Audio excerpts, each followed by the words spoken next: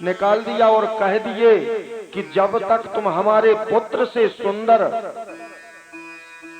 पुत्र लेकर के नहीं आते हो यहाँ, हमारे बालक से सुंदर बालक लेकर के नहीं आते हो यहाँ, तब तक तुम्हारे लिए हमारे राज्य में कोई स्थान नहीं है।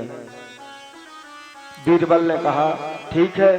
गए, 2 दिन बाद आते हैं, फिर से अकबर की सभा में पहुंचते हैं। अकबर ने देखा कि बीरबल बैठा हुआ है। कहने लगे हमने तुमको निकाला था ना यहाँ से, तुम यहाँ आए कैसे? तो उन्होंने कहा कि हमने आपके पुत्र से सुंदर पुत्र खोज लिया है, आपके बालक से सुंदर पुत्र खोज लिया है।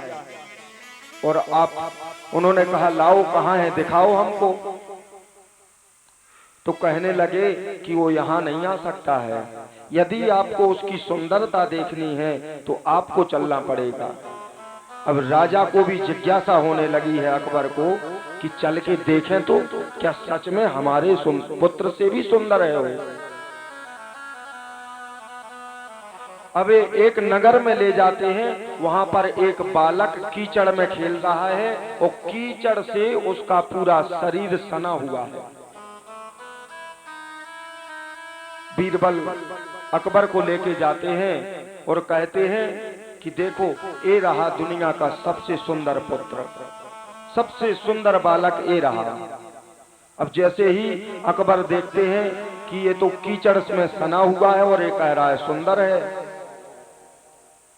तो कहने लगे, जैसे ही अकबर ने कहा कि मुझे तो देख करके भी घिन आती है, दुनिया का ये सबसे बदसूरत पुत्र है।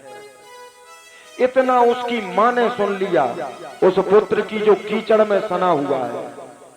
वो दौड़ते हुए आई और अपने पुत्र को गोदी में ले लिया और अकबर से कहने लगी, वो जानती नहीं थी कि ये कौन है।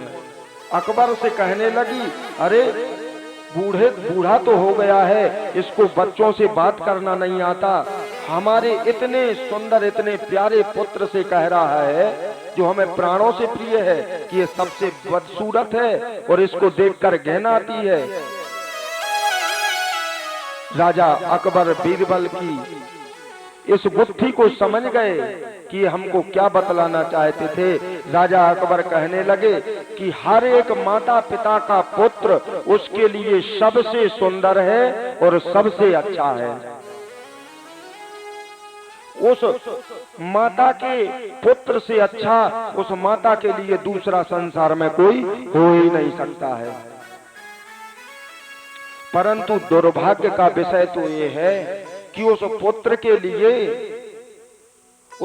के लिए ये समझ नहीं आ रहा है कि हमारी माता हमारे कल्याण के लिए कौन कौन से व्रत करती है, कौन कौन से उपवास करती है और कितने देवी देवताओं के दरवाजे पर माथा पटकती है, तो केवल यही मांगती है कि हमारा पुत्र सुखी रहे।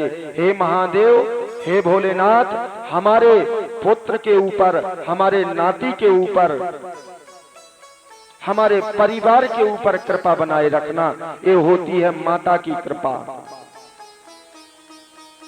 जो वात्सल्य की भावना, जो स्नेह की भावना अपनों के ऊपर लुटाती रहती है, अपने लिए कुछ भी नहीं मांगती है।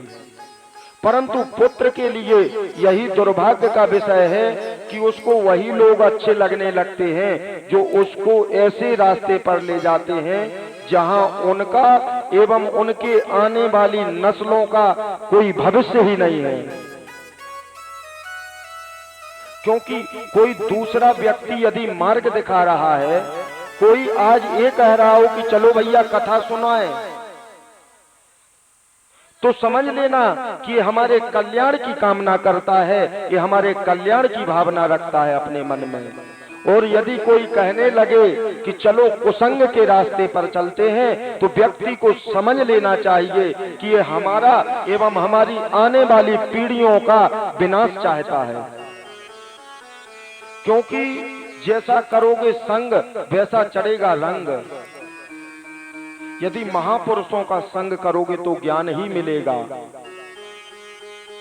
यदि बुजुर्गों के पास बैठोगे तो कहीं ना कहीं से कुछ ना कुछ ज्ञान प्राप्त हो ही जाएगा। बोलिए देवादिदेव महादेव की जय। इसीलिए आज महादेव अपने मंदिर में विराजमान हो गए हैं, अपने घर में विराजमान हो गए हैं। समस्त राय परिकर की खूब श्रद्धा देखी, तन मन धन सब कुछ पवित्र कर लिया है, आत्मा से लगे रहे। कल आपने हजारा स्नान सभी ने देखे, जो भोलेनाथ देवादिदेव महादेव ने हजारा स्नान किए, पृथक पृथक सामग्रियों से भगवान भोलेनाथ के स्नान कराए गए। और देवादिदेव महादेव नगर भ्रमण के लिए निकले, सभी उनकी शोभा यात्रा में रह करके अपने आप को आनंदित किए हैं, और थकान तो किसी के चेहरे पर दिखी ही नहीं। किसी ने ये नहीं कहा कि हम थक गए हैं, कि हमारे शरीर में अब हिम्मत नहीं है चलने की, या हमें नींद आ रही है। कल जहां तक जो भी यहाँ पर श्रोता समुदाय थे, सब 1 बजे के बाद ही शयन किए होंगे, सोए होंगे।